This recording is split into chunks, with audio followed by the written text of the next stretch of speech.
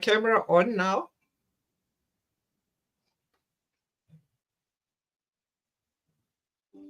Hello, hi Judy, Should be able to Molefi. see my How are face you? now. Yes, we can see you now. How are you? Ah, there you are. I'm good, thanks. How are you, Melinda? I am doing great. Thank you so much for joining this Day 3 Virtual Summit 2025. So, before you start your presentation, I would like to introduce you to the audience. So, welcome on stage Judy Molefi. She is the Thank you. Managing Director of Katiso Pew Training Interventions, bringing over 20 years of experience in leadership development and emotional intelligence coaching. Her impactful emotional intelligence work include debriefing managers at a platinum mine following the Marikana tragedy, an experience noted for its intensity in healing and change. Judy's latest mission aligns with UN goal number 5, 5MW_5Y, aiming to elevate the leadership potential of 5 million women in 5 years to the power of emotional intelligence. She is eager and ready to share her expertise with the world. Wow, that's a great introduction of Judy. So, do you want us to share the PowerPoint presentation from our side? I sent through a PDF. Is it okay if I share from our side? Yeah, if you want, you can share from your side. All right. Share screen. Mm.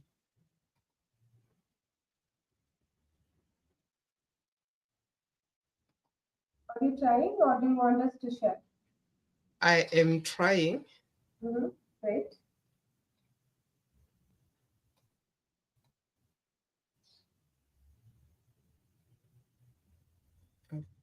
Okay.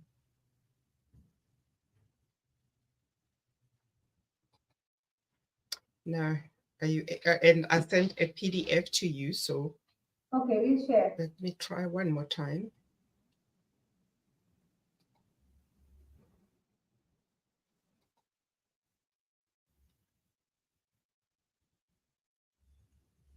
It's showing me the current windows that I have here.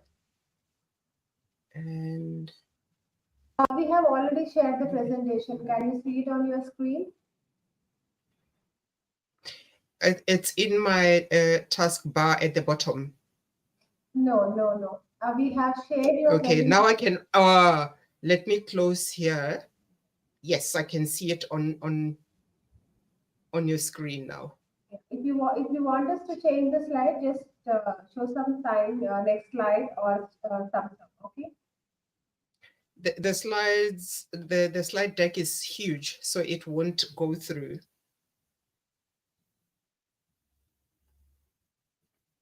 All right. So I'm trying to make it bigger so that I'm able to see. Right. So if you may please go on to the next slide. Next slide. Okay. So this is the topic here that I will be addressing: the power of women leadership, breaking barriers um, and building bridges. Yes. Thank you. Next slide. So I really feel honored to be here today, and I'd like to say greetings to everybody. This is not just discussing leadership for me. It's quite huge because I feel it's a time to really invite reflection, empathy, and transformation on behalf of the women that we will be facing today. So, as we gather as leaders, influencers, and perhaps more importantly, as mentors for future generations, I feel like we are being called to action. So, this topic, the power of women's leadership, breaking barriers and building bridges, requires us to consider deeply how we as women in leadership can best shape our immediate environment and the future we are helping to build. And with me being in South Africa, this is a serious call. Right. Would I be able to know? So if you can just let it go down a bit, please, Ruti.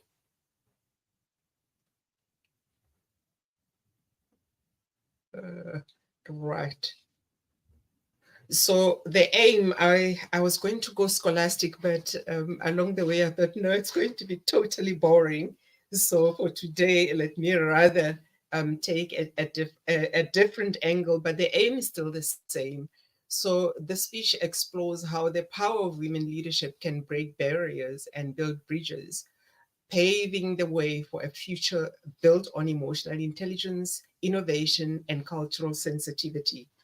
These are the methods that I use, and I'm informed by the background in research from these three, drawing on concepts from African philosophy and practical examples of impactful leadership.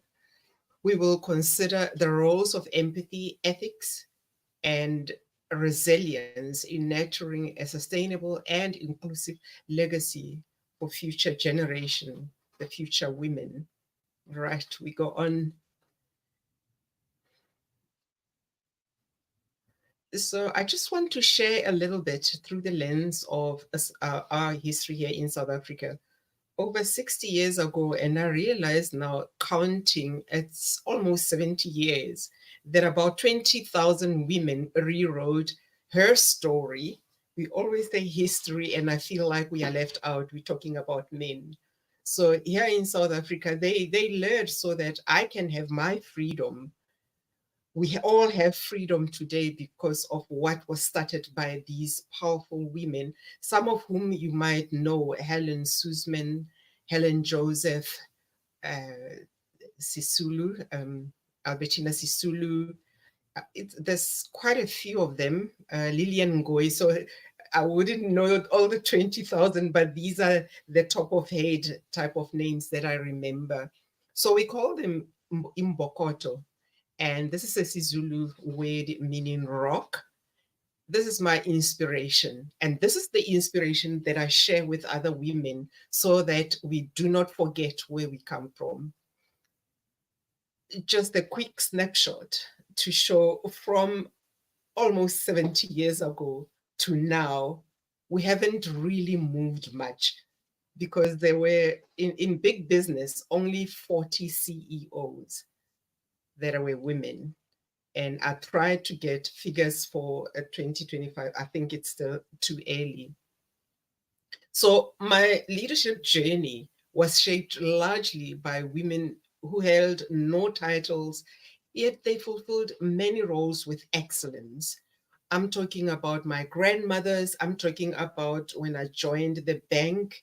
There was a woman in training who said, my role is that of a trainer, but I'm going to help you because you look different than everybody else. So I'm going to really nurture you, which she did. So what I learned is purpose is found within, inside. When you quieten the noise that comes from outside, purpose finds you, purpose speaks to you. And they said, you were not meant to fit a template. You're a unique blueprint. Show the world what you're made of. Your place in the world is not given. You claim it with your unique gifts. This and more is what I have competently upgraded and now offer as a business. Right. Can move along. So it also had me reflecting to saying, what is leadership? I bet you if you Google now, you're going to have so many hits, it's unbelievable. There are many definitions, but this one gives hope. And I went with it. It's a social process where individuals work together to produce results that they could never achieve alone. And I thought, mm, good shot. So if it's a social process, it means we can engage, we can communicate, we can collaborate, we can question, we can get talking. So the journey took me into literature, which is what I will be sharing with you shortly. All right, let's go on.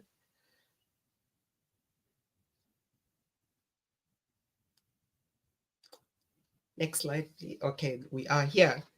So when we talk about leadership for the next generation, I think that it's a matter of duality, really. That's what we are facing. Because when we talk about leadership, it's not a static position where we are just standing and leading, but it's moving on. We need results now, and we are also influencing the future with what we are doing now today. So on the one hand, we are focused on what are the demands, how do we grow our people, how do we manage these teams. On the other, we are looking at responsibility for the future. What's going to happen, who's going to take whose position in the future, and we are looking at how do we influence this future that is not here now. So how we approach it is key, as it's no longer enough to lead solely from the head. We need to lead with our whole being. So we bring the heart into it. We embody empathy, integrity, resilience, and innovation to craft a legacy that stands the test of time. So we might be leaders today, tomorrow we might not be remembered, but at least we would have built a legacy, something that will be remembered. Let's move along. So we will need a toolbox of some sort. Okay. So giving a little bit of structure here, there are 3 pillars that are essential to me. So the 3 key pillars when guiding women for the next generation, it's by no means the only way, but I'm talking about what I know, what works for me. And these are the basic 3, because what I have found is that when you coach, you start looking into so many other areas of life that you cannot afford to only look at these 3 pillars only. But emotional intelligence is my forte. And we also look at innovative thinking grounded in African philosophy and the power of informal economic systems, such as System D, as we will see. Each of these plays a pivotal role in elevating our leadership and fostering the next wave of impactful, resilient leaders. So as I mentioned, we will need a toolbox. What I have is some material and methods. So this toolbox needs to be filled with adaptability, proven methods, and guiding philosophies to approach next generation leadership meaningfully. And when we talk about next generation, it's quite daunting sometimes when you look at the generational gaps that we have. I'm a baby boomer, and we're talking about Gen Z now. So if you look at the distance in between, and they're not all painted with the same brush. Each individual is really that unique, prefers their own style, and so on. So the toolbox need to be adaptable. So let's delve into the strategies that define a genuinely influential and sustainable approach to leadership. Right. Go to the next one. We start with emotional intelligence. So others call it EQ, some call it EI. So EQ, as you know, it's just putting it across from IQ. So we say EQ, IQ. You're hired for your IQ, you're fired for your EQ, something like that. So this is often discussed, yet insufficiently practiced in leadership, because a lot of people say it's too much work. But when we look at it, it starts with self-awareness, self-management, social awareness, and relationship management. And my focus on leadership, before I even go to social awareness and relationship management, I focus on the self-awareness and the self-management, because if we can empower this person to know themselves better, to know what makes them tick, to know the situations which beg the best of them, then they are better positioned to lead. And I'm talking generations here. So research highlights that emotionally intelligent leaders tend to perform better in creating cohesive, motivated teams and are more effective at managing leadership's inevitable stress and setbacks. So if you embrace emotional intelligence, you can smell, well, I just say smell, but you can feel overwhelmed from a distance. You can feel it approaching. And that would be begging you to start managing yourself better. Right. Shall we please go to the next slide?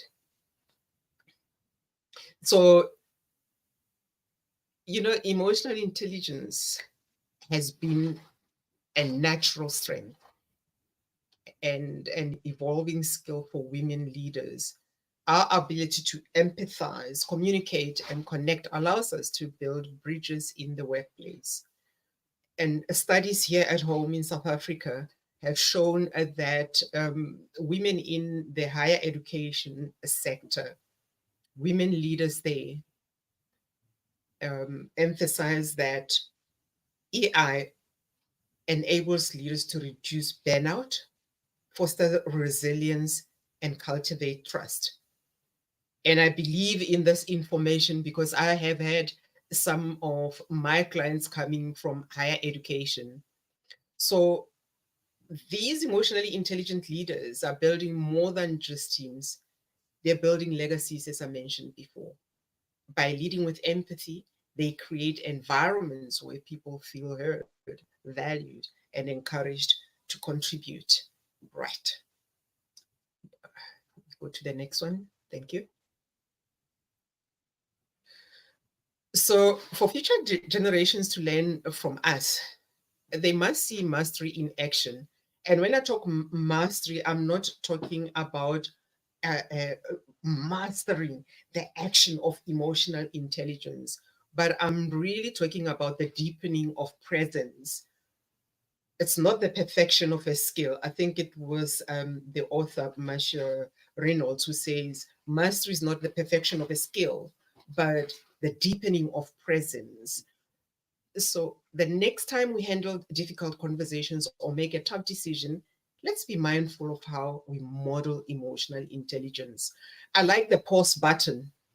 Pause, it's two two single lines like that.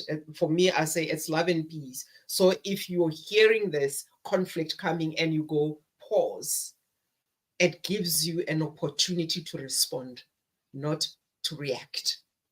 That pause is very important. Women have got buttons. They say, he pushed the wrong button. That one pushed the wrong. And I say, hide your buttons. Just pause.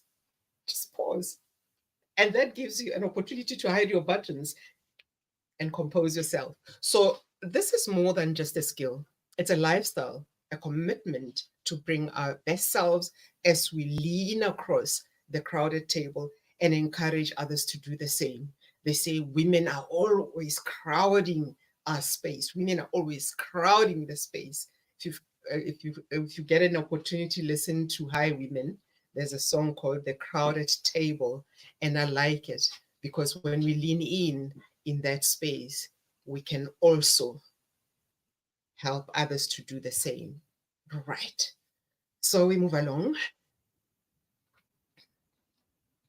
Let's look at the next idea. So the second idea is innovation through the lens of African philosophy.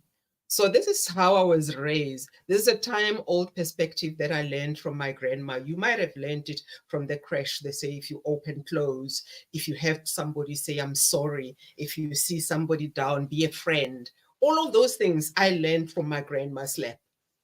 So while emotional intelligence equips us to lead effectively, we also need a philosophy that grounds us. And African philosophy offers a remarkable framework for innovative, community-focused leadership. I'm sure you have heard about our philosophy of Ubuntu. And in Sesotho, I'm Sotho speaking, it's Boto, the art of being human. It's just that art of being human, of being compassionate. So when we look at Ubuntu, it emphasizes the importance of human connection, mutual respect, and ethical responsibility. As we move along, and these are the ideas that I grew up with. Let's go to the next slide.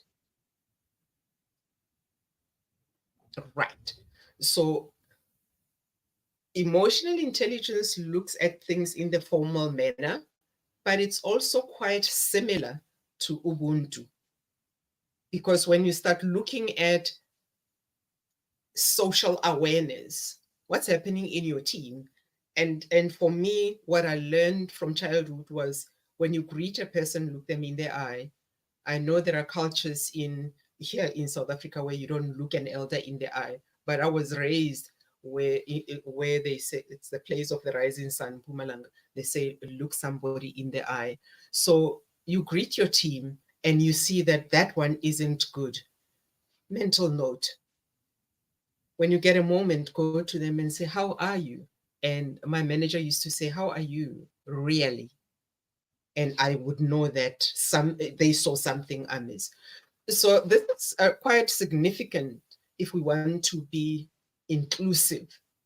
So complex problems that we face demand solutions that integrate diverse perspectives and collaborative efforts. So Ubuntu provides the moral foundation that unites people towards shared goals and encouragement, encourages empathy as a guiding principle. So if we are united, you wouldn't matter in sales when I say, how is it going with your team? Currently, people say, what is it to you? I'm interested. I've got vested interest because we work for the same organization. It takes a village. I'm sure you've heard that one. It takes a village. And if we could take that idea, it takes a village to scale an organization. And if we came as a village interested in what is happening, the silos would fall away. Right. Let's move along. Sure, my weakness is talking too much. Yes, by the way, I read somewhere in a diversity paper that many businesses focus solely on improving workplace diversity at face value. 75% of these organizations fail to see the benefits of women leadership because of a lack of inclusive practices above the glass ceiling. So we are changing, but we are just changing here. Here, don't look up. We're just changing here. So they'll have 5 of me multiplied, and then they will have 5 of women that look different from me, 5 of other women that look different from the 2 of us here, and then the list goes. But if we now want to make our way up the ladder to get into that glass ceiling, we see it, can see the table, but we can't crowd it, right? So I thought that would be interesting as well. So that takes us to system 3, or the third philosophy that I look into, which is system D, informal innovation as a catalyst for leadership. So for those who are going to France, you may have, I think, a take on that word. I've listened to Google how they pronounce it, but it's still neither here nor there. But beyond traditional frameworks lies the power of informal economies, particularly those characterized by System D, originating in French-speaking Africa. And I would say the spirit has actually cascaded all along and found us here in the South as well. So System D represents the spirit of ingenuity, resourcefulness, and do-it-yourself entrepreneurship. I've also explained it a little bit there. So it's effective and motivated people, can do attitude. So here at home in Africa, women have played a crucial role in this sector, balancing their economic activities with community and family responsibilities. We have a history of absent fathers. Some of them are absent because they are migrant workers. Some of them might have just disappeared. So the women, like they say, will hold the knife at the sharpest edge. They will hold the knife at that sharpest edge. And that's what we see in this system. Let's move along. Thank you. So the principles of this system are inspiring because they challenge the conventional definition of leadership. Women in the informal economy do not wait for permission or resources. They create those opportunities. And time again, I've seen that happen in my family. So my maternal grandmother was a farmer, and she the farmer of both livestock and crop. And my paternal grandmother was a businesswoman. So she was widowed with 11 children, and she was able to move from Mpumalanga to Gauteng province, which is the hub in Joburg. She was able to move, defying the Group Areas Act, and started her own business in the cities. So that was an example of this that I was able to also witness as a young person. So they exemplify resilience, adaptability, and the ability to make something from nothing. As leaders, we have much to learn from this approach. So System D teaches us that leadership is not confined to boardrooms or titles. It's about taking initiative, solving problems creatively, and leading by examples. So resourcefulness also came in when they said it takes a village. My mother, having small children, used to babysit for all the mothers who went to work. And when they came back, they would give her a thank you. It wasn't called a payment, it was a thank you. Some would bring clothes or food, and this is the system also showing that it stood the test of time. I still see it. We have something called Stockfell, where they collect money for important buys, like your Christmas buys or for gifts and what have you. Right, thank you. Let's go along. So, in essence, what we are saying is that informal economies, though often underappreciated, are breeding grounds for innovation. They showcase how barriers can be overcome through creativity and collaboration. So I'm talking about things from long ago. Just now, a few years ago with COVID, we saw this at work.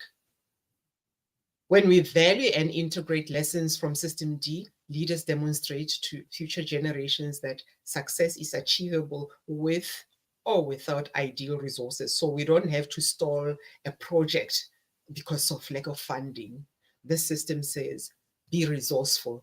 And I think we've learned also from the younger generation during COVID, because they were resourceful and they were reaching out to people on LinkedIn. They were creating little businesses for themselves. Ghost writers. There's a respectable name that doesn't come to mind. Right. If you know it, you can type it in the chat.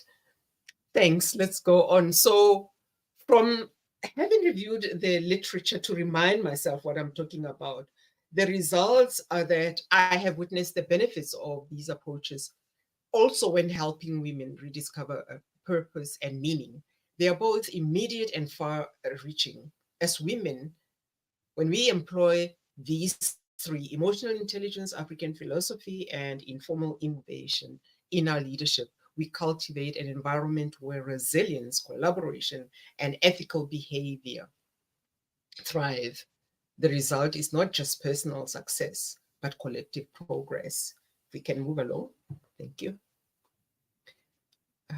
Let's look at the next slide. So here at home again, A little bit back, one back. Thank you. Studies have also shown that women leaders in higher education, I mentioned that, they prioritize emotional intelligence. They've built resilience and high-performing teams. These leaders are more than directors or managers. They are influencers, mentors who inspire others to embrace these values. Right, we can go on, go along. I'm not sure how I'm doing for time. I don't see time on my screen. Shall we go on to the next slide, please?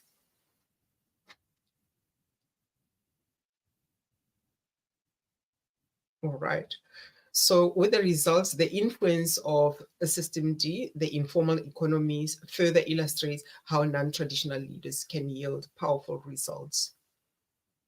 And also, these women have created sustainable businesses that support their families and communities, often under challenging conditions. Their resilience and creativity are invaluable.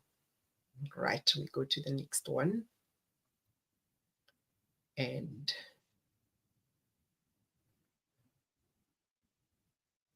next slide, please.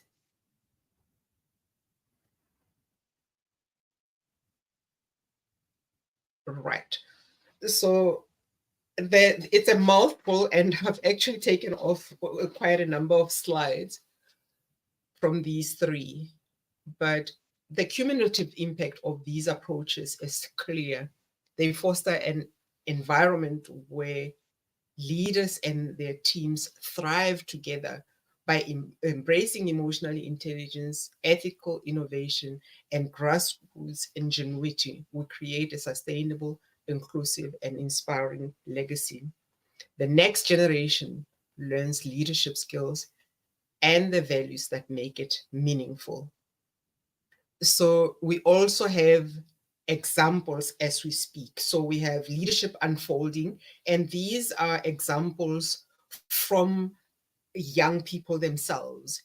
So breaking barriers and building bridges is already happening. If we go to the first slide, I'm involved with Girl Leader. Girl Leader is an organization run by the youth themselves for the youth. So they call it a leadership, providing leadership skills and confidence that is needed to thrive in education and in the workplace. And they are doing phenomenal work. This is the brainchild of a lady who used to be uh, um, Miss Universe, Zozibini Tunzi. This is her brainchild. Right. So, sorry for interrupting, Judy. Mm-hmm. We are running out of time. Am I running over? All right. So I've got I only have two other examples.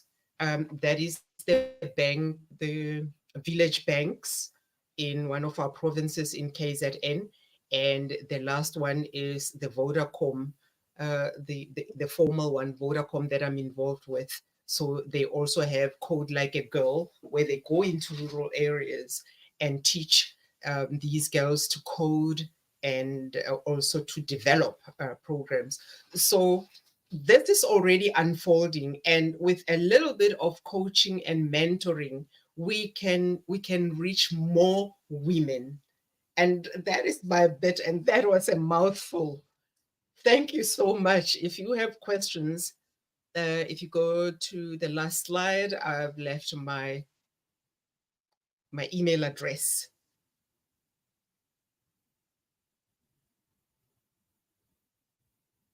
The last one, I think it's the very last. I don't know, it's slide number on that one. Yes.